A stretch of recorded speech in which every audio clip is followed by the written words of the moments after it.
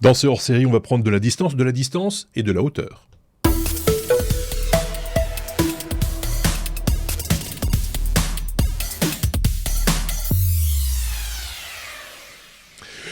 De la distance parce qu'on se rend à Compiègne pour retrouver nos amis Aurélien et Sébastien. Alors, comme tu l'as dit, Marc, nous sommes à Compiègne aujourd'hui, plus exactement au château de Compiègne, juste devant un rover lunaire. On va vous expliquer pourquoi nous, on est là et pourquoi il est là. Mais le château de Compiègne, déjà, pourquoi, Aurélien ? Alors, oui, bienvenue à Compiègne. On est donc au château de Compiègne qui abrite le musée de la voiture ancienne, musée qui regorge de véhicules et de calèches et de l'histoire de la mobilité depuis le XVIIe siècle. On a la Jamais Contente, qui est ici, la première voiture électrique à avoir passé les 100 km/h. Ah ouais. Et puis, voilà, le musée est en train de se transformer et dans cette nouvelle mouture du musée, il y aurait une salle dédiée à des véhicules ou la mobilité, voilà, sous toutes ses formes. Et ça peut prendre aussi la forme de véhicules extraterrestres. Et donc, voilà pourquoi il y a au mois de décembre et janvier, il y a eu ce rover qui a été exposé ici. Alors, c'est quoi ce rover ? Donc, ça s'appelle Astrolab. Astrolab, c'est une société de Los Angeles, mais il y a des composants européens aussi. Voilà. Alors, en fait, il y a une grosse collaboration avec la société Venturi, Venturi qu'on connaît pour les voitures.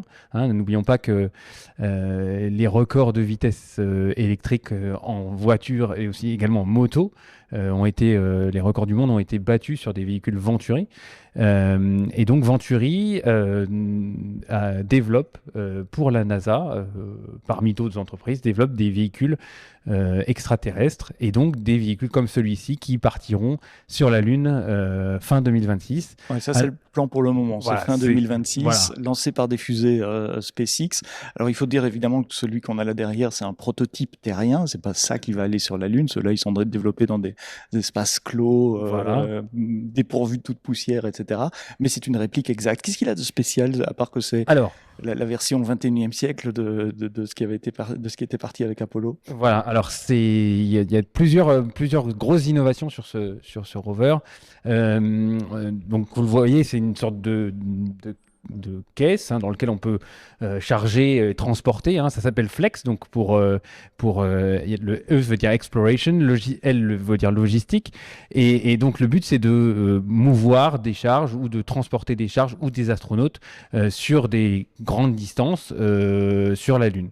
Donc quelles sont les grandes innovations? Il y a d'une part les batteries, j'en reparlerai après, et puis les roues.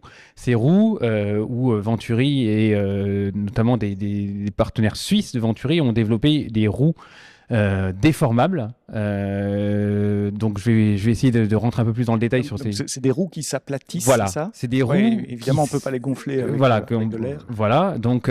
alors ces roues, qu'est-ce que c'est? C'est des roues, donc là vous avez les roues de ce prototype-là font environ 600 mm de diamètre, les roues des prototypes lunaires seront un peu plus grandes, elles font 900 mm, et donc vous avez un cercle périphérique qui est déformable. Ce cercle, on pourrait ça m'a fait un petit peu penser à certains bracelets de montre métalliques, vous avez différentes plaques en inox qui sont reliées les unes aux autres par un matériel déformable, et ce matériel-là a été conçu spécialement pour ces roues-là, et ce matériel est capable de tenir les contraintes très fortes de la Lune, comme la température, on parle de moins 200 à plus 300. Oui, c'est ça, suivant qu'il y ait du soleil ou pas, c'est très très chaud ou très très froid. C'est donc forcément des matériaux souples, on sait bien que ça se comporte, ça réagit en fonction de la température. Et puis ça doit être capable de grimper des montagnes aussi, puisque c'est assez vallonné là où j'en parlerai juste après.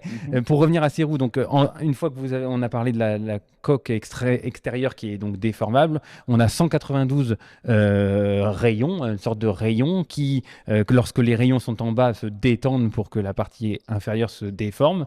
Et donc on a 4 rangées de rayons pour justement récupérer les efforts latéraux quand on est en dévers, et donc récupérer tous les efforts du rover, puisque je ne l'ai pas dit, mais le rover a une charge utile, un poids total, un poids de 500 kg et une charge utile d'une tonne 5, ce qui fait à peu près 2 tonnes de charge utile. Donc chacune des roues doit être à peu près capable de prendre 500 kg.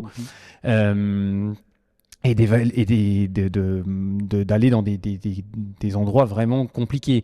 On parle de moins 5000 mètres d'altitude par rapport au sol lunaire, plus 6000 sur des montagnes. J'allais dire par rapport au niveau de la mer. Par rapport à la mer. Donc ça en tous les cas, il y a 11 000 mètres de dénivelé. Donc voilà, il y a de très très très fortes contraintes en termes de roues, de terrain, de topologie. Il y a des très fortes contraintes en termes de température, on l'a dit. Au niveau donc les panneaux solaires que vous avez vus sur les côtés ont été également développés spécialement pour ce rover-là, et les batteries à l'intérieur également par Venturi, puisque ces batteries-là, elles doivent être capables de tenir une période de sombre, sans lumière, l'absence de lumière relativement longue, et donc il faut tenir la température, avoir suffisamment de capacité. On sait très bien que les batteries et le froid, c'est compliqué. Les rayonnements solaires. Les rayonnements solaires, c'est également une grosse problématique. Donc voilà, donc ils ont essayé de faire, comme on vous l'a montré, un véhicule qui peut être piloté par des astronautes. Il y a une sorte de cabine de pilotage à l'arrière avec des joystick. Ouais, les astronautes sont debout à l'arrière, et ils ont un écran et un joystick pour piloter le devant. Mais Venturi a aussi conçu ce véhicule pour pouvoir le téléguidé, télépiloté, soit depuis le satellite l'orbiteur qui tourne autour de la Lune, soit directement depuis la Terre. Ah oui, donc c'est un véhicule tout à fait autonome. On pourrait le piloter depuis la Terre. On peut le faire avancer sans personne dedans.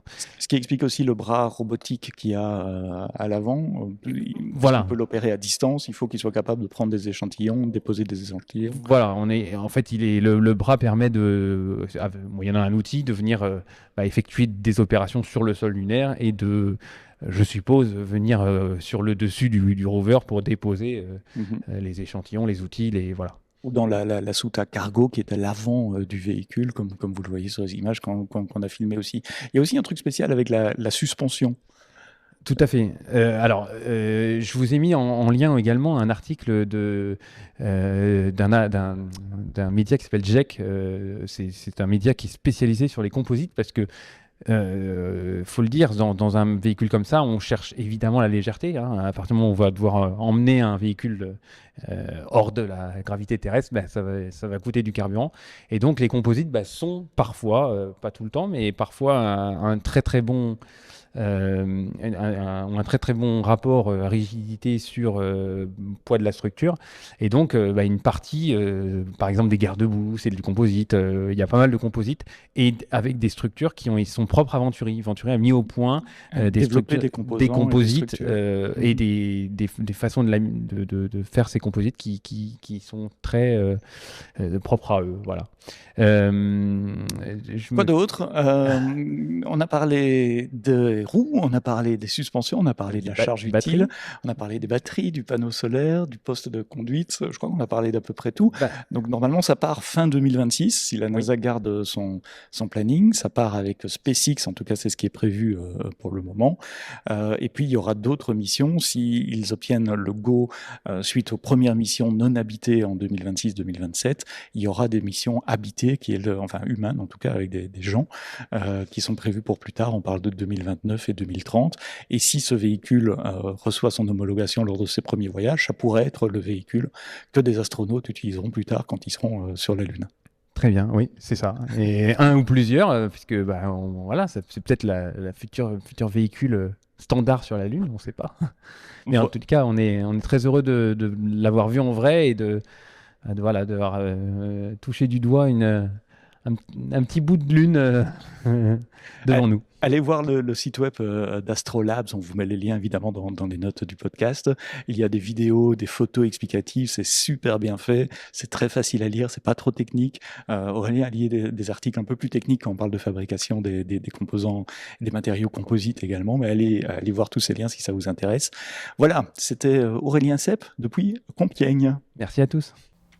Et merci à vous deux, les garçons. Je m'en voudrais de ne pas compléter votre information avec un autre objet qui n'était pas à Compiègne, par contre, mais qui était bien à Milan, présenté à l'occasion du Congrès international astronautique de Milan. C'était au mois d'octobre, si je ne m'abuse, au mois d'octobre dernier.